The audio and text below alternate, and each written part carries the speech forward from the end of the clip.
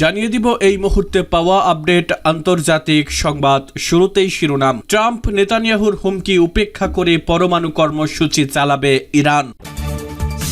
এরপরে গাজা যুদ্ধবিরতি নিয়ে সংশয়, ভূমধ্যসাগরে মার্কিন বিমান। এদিকে ইসরায়েলি পণ্য আমদানি নিষিদ্ধ করার আহ্বান জানালেন ব্রিটেনের 60 এমপি। আরও জানাবো ট্রাম্পের গাজা খালি করার প্রস্তাব নিয়ে ইসরায়েল প্রতিশ্রুতিবদ্ধ বলছে নেতানিয়াহু। এবং সবশেষে ইউক্রেনে শান্তিরক্ষী মোতায়েন করতে প্রস্তুত যুক্তরাজ্য। শুনলেন সংবাদ শিরোনামগুলি, এবারে বিস্তারিত।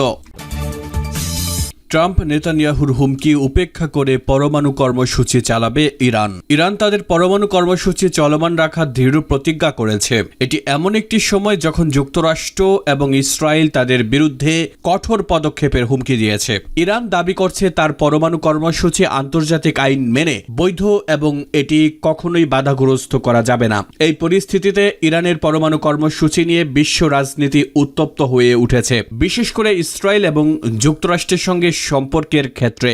ইরান ইসরায়েল যুক্তরাষ্ট্রের মধ্যে উত্তেজনা তীব্র হয়েছে যখন ইসরায়েলের প্রধানমন্ত্রী বেনিয়ামিন নেতানিয়াহু রোববার ইরানের পরমাণু কর্মসূচির বিরুদ্ধে শক্ত অবস্থান নেন। নেতানিয়াহু জানান যুক্তরাষ্ট্র এবং ইসরায়েল একসঙ্গে কাজ করবে ইরানের পরমাণু হুমকি মোকাবেলার জন্য। তিনি দাবি করেন ইসরায়েল গত 16 মাসে ইরানের সন্ত্রাসী কার্যক্রমের বিরুদ্ধে কঠোর ব্যবস্থা নিয়েছে এবং ভবিষ্যতেও একইভাবে প্রতিক্রিয়া জানানো হবে। নেতানিয়াহু আরও বলেন ইরানকে কখনোই পরমাণু শক্তিধর দেশ হতে দেওয়া হবে না এবং ইসরায়েল এর বিরুদ্ধে প্রস্তুত। এই অবস্থায় ইরানের পররাষ্ট্র মন্ত্রণালয়ের মুখপাত্র ইসমাইল বাঘাই এক সংবাদ সম্মেলনে ঘোষণা করেন যে ইরান তাদের পরমাণু কর্মসূচি চালিয়ে যাবে। তিনি বলেন ইরানকে হুমকি দেওয়া আন্তর্জাতিক আইনের লঙ্ঘন এবং এ ধরনের পদক্ষেপ গ্রহণযোগ্য নয়। বাঘাই আরও দাবি করেন ইরান গত 3 দশক ধরে শান্তিপূর্ণ পরমাণু কর্মসূচি চালিয়ে আসছে এবং এটি কখনো থামবে না। তিনি যুক্তরাষ্ট্র এবং ইসরায়েলকে প্রশ্ন করেন, একদিকে ইরানকে হুমকি দিবেন, আরেকদিকে সংলাপের কথা বলবেন,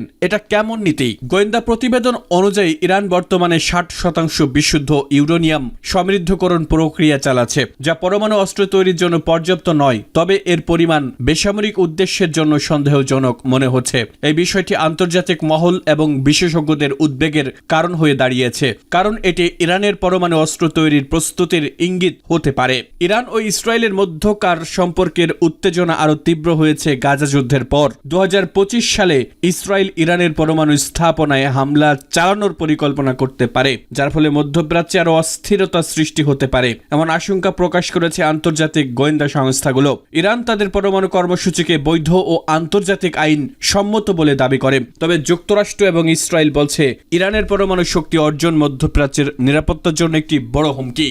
গাজা যুদ্ধবিরতি নিয়ে সংশয়, ভূমধ্যসাগরে মার্কিন বিমান। গাজাবাসীকে উৎখাতের হুমকি যুক্তরাষ্ট্রের প্রেসিডেন্ট ডোনাল্ড ট্রাম্পের, আর নিজেদের অধিকারের পক্ষে লড়াইরত যোদ্ধা গোষ্ঠী হামাসকে নির্মূল করার হুমকি দিয়েছেন তারই পররাষ্ট্রমন্ত্রী মার্কো রুবিও। যুক্তরাষ্ট্রের এমন অবস্থানে বেজায় খুশি ইসরায়েলি প্রধানমন্ত্রী বেনিয়ামিন নেতানিয়াহু। এমন অবস্থায় গাজায় যুদ্ধবিরতি নিয়ে নতুন করে আলোচনা শুরু হচ্ছে কায়রো সংলাপ। ইসরায়েলি প্রধানমন্ত্রী বেনিয়ামিন নেতানিয়াহুর সঙ্গে সাক্ষাৎ একদিন পরে সৌদি আরব পৌঁছেছেন মার্কো রুবিও। ইসরায়েলি প্রতিনিধিরা সংলাপের জন্য পৌঁছেছে কায়রোতে। ওদিকে প্রথম দফা যুদ্ধবিরতি চুক্তির শর্ত অনুযায়ী হাজার হাজার ভ্রাম্যমাণ বাড়ি এবং তাঁবু অপেক্ষায় আছে গাজায় প্রবেশের জন্য, কিন্তু তাদেরকে অবরুদ্ধ করে রেখেছে ইসরায়েল। অন্যদিকে গাজা ও পশ্চিম তীরে হামলা অব্যাহত রেখেছে ইসরায়েল। গাজাবাসী যারা বাড়ি ফিরে গেছেন তারা ভয়াবহ রকম পানি সংকটের মুখোমুখি। তাদের বাড়িঘর ধ্বংস করে দেওয়া হয়েছে, কোনো মৌলিক সেবা নেই। এই যখন গাজার বাস্তব পরিস্থিতি, তখন কায়রো সংলাপে যুদ্ধবিরতি চুক্তি কোন দিকে যায় তা বলা কঠিন। প্রেসিডেন্ট ট্রাম্পের দূত স্টিভ উইটকফ বলেছেন ইসরায়েল হামাস যুদ্ধবিরতির দ্বিতীয় দফার আলোচনা এই সপ্তাহে অব্যাহত থাকবে। এমন অবস্থায় দোহা ইনস্টিটিউট ফর গ্রাজুয়েট স্টাডিজের সহযোগী প্রফেসর তামির কারমোট বলেন, ট্রাম্প গাজায় জাতি নিধনের পরিকল্পনা করেছেন, তার উল্টো অবস্থানে আছে সৌদি আরব। এর ফলে বর্তমান রাজনৈতিক অচল অবস্থা কাটিয়ে ওঠার একটি সুযোগ সৃষ্টি হতে পারে। এখন দেখার বিষয় হলো ইসরায়েল এবং যুক্তরাষ্ট্র এ বিষয়ে কি প্রতিক্রিয়া দেখায়। এক্ষেত্রে সবচেয়ে বড় সমস্যার বিষয় হলো হামাস, কারণ ইসরায়েল এবং যুক্তরাষ্ট্র হামাসকে গাজা থেকে উৎখাত করতে চায়। হামাস বলেছে তারা শাসন ব্যবস্থায় কোনো ভূমিকা রাখতে চায় না।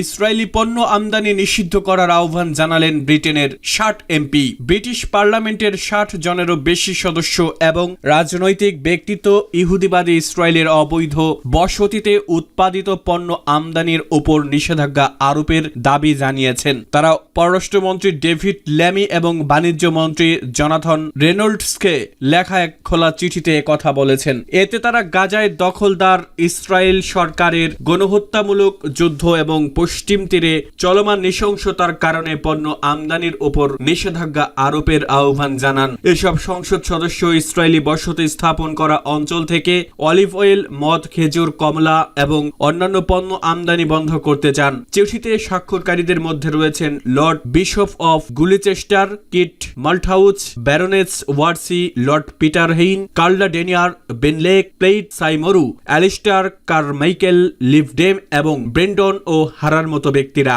ট্রাম্পের গাজা খালি করার প্রস্তাব নিয়ে ইসরায়েল প্রতিশ্রুতিবদ্ধ, বলছে নেতানিয়াহু। ইসরায়েলের প্রধানমন্ত্রী বেনিয়ামিন নেতানিয়াহু বলেছেন, ফিলিস্তিনের গাজা উপত্যকা খালি করে নিয়ন্ত্রণ নিতে এবং ফিলিস্তিনিদের বাস্তুচ্যুত করতে মার্কিন প্রেসিডেন্ট ডোনাল্ড ট্রাম্পের পরিকল্পনা নিয়ে ইসরায়েল প্রতিশ্রুতিবদ্ধ। ট্রাম্পের এই পরিকল্পনা বাস্তবায়ন নিয়ে আলোচনার জন্য শীর্ষ মার্কিন কূটনীতিক সৌদি আরবে গেছেন, যদিও আরব দেশগুলো ট্রাম্পের পরিকল্পনার বিরোধিতা করেছে। নেতানিয়াহু গতকাল সোমবার এক বিবৃতিতে বলেন, একটি ভিন্ন গাজা গড়ার বিষয়ে মার্কিন প্রেসিডেন্ট ট্রাম্পের পরিকল্পনা নিয়ে তিনি প্রতিশ্রুতিবদ্ধ। ইসরায়েল এই নেতা আরও প্রতিশ্রুতি দিয়েছেন, 15 মাসের যুদ্ধ শেষে গাজা উপত্যকার নিয়ন্ত্রণ হামাস বা ফিলিস্তিনি কর্তৃপক্ষ কারো হাতেই থাকবে না। এই যুদ্ধে এরই মধ্যে 48,000-এর বেশি ফিলিস্তিনি নিহত হয়েছেন। সেখানে চরম মানবিক সংকট দেখা দিয়েছে। জেরুজালেমে মার্কিন পররাষ্ট্রমন্ত্রী মার্কো রুবিওর সঙ্গে এক বৈঠকে গাজার ভবিষ্যৎ নিয়ে ট্রাম্পের সাহসী দৃষ্টিভঙ্গির প্রশংসা করার একদিন পর নেতানিয়াহু এমন মন্তব্য করলেন। মানবাধিকার সংগঠনগুলো ট্রাম্প প্রশাসনের গাজার নিয়ন্ত্রণ নেওয়া এবং ফিলিস্তিনিদের জোরপূর্বক বাস্তুচ্যুত করার পরিকল্পনাকে আন্তর্জাতিক আইনের লঙ্ঘন বলে সমালোচনা করেছে। এই প্রচেষ্টাকে জাতিগত নির্মূল হিসেবেও দেখা হচ্ছে। ট্রাম্পের পরিকল্পনার সমর্থনে ইসরায়েলের প্রতিরক্ষা মন্ত্রী ইসরায়েল কাটস গতকাল একটি বিশেষ দপ্তর খোলার ঘোষণা দিয়েছে। গাজা থেকে যেসব ফিলিস্তিনি স্বেচ্ছায় অন্যত্র যেতে চান তাদের জন্য কাজ করবে এই দপ্তর। আরব দেশগুলো ট্রাম্পের এই পরিকল্পনা খারিজ করে দিয়েছে। তবে এ সপ্তাহে মার্কো রুবিওর সৌদি আরব ও সংযুক্ত আরব আমিরাত সফরের আলোচ্য সূচিতে পরিকল্পনাটি রাখা হয়েছে। গতকালই সৌদি আরবে গেছেন মার্কি রুবিও। রিয়াদে মার্কো রুবিওকে স্বাগত জানিয়েছেন সৌদি যুবরাজ মোহাম্মদ বিন সালমান। নতুন প্রশাসনের দায়িত্ব নেওয়ার পর এবারই প্রথম মধ্যপ্রাচ্যের সফরে গেলেন তিনি। ইউক্রেনে শান্তিরক্ষী মোতায়েন করতে প্রস্তুত যুক্তরাজ্য। ব্রিটিশ গণমাধ্যম ডেইলি টেলিগ্রাফে নিজের লেখা একটি প্রতিবেদনে যুক্তরাজ্যের প্রধানমন্ত্রী কিয়ার স্টারমার জানিয়েছেন, ইউক্রেনে শান্তিরক্ষী মোতায়েন করতে প্রস্তুত তার দেশ। তিনি জানান, যুদ্ধ পরবর্তী সময়ে ইউক্রেনে স্থায়ীভাবে নিরাপত্তা ও শান্তি নিশ্চিত করতে এবং ভবিষ্যতে পুতিনের আগ্রাসন প্রতিহত করতে মার্কিন সেনাদের ইউক্রেনে পাঠাতে রাজি তিনি আরও জানান, কোনো শান্তি চুক্তি হলে তা বাস্তবায়নের জন্য ইউক্রেনকে সহায়তা করতে রাজি যুক্তরাজ্য। আগামী সপ্তাহে ইউক্রেন ইস্যু নিয়ে ফ্রান্সের রাজধানী প্যারিসে আলোচনায় বসবেন ইউরোপের নেতারা। সেখানে শান্তি চুক্তির বিষয়টি নিয়ে কথা বলার ইঙ্গিত দেন প্রধানমন্ত্রী স্টারমার। এছাড়া চলতি মাসে যুক্তরাষ্ট্রের প্রেসিডেন্ট ডোনাল্ড ট্রাম্পের সঙ্গে বৈঠকে বসার কথা রয়েছে তার। সেখানে ইউক্রেনের নিরাপত্তা সহ বিভিন্ন বিষয়ে আলোচনা হতে পারে। এর আগে যুদ্ধ অবসানের লক্ষ্যে যুক্তরাষ্ট্র ও রাশিয়ার মধ্যকার আলোচনায় আমন্ত্রণ জানানো হয়নি ইউক্রেনের প্রেসিডেন্ট ভলোদিমির জেলেনস্কিকে। এ প্রসঙ্গে জেলেনস্কি জানান, ইউক্রেনের অংশগ্রহণ ব্যতীত ইউক্রেনের ব্যাপারে যুক্তরাষ্ট্র ও রাশিয়ার কোনো সিদ্ধান্তই মেনে নেওয়া হবে না।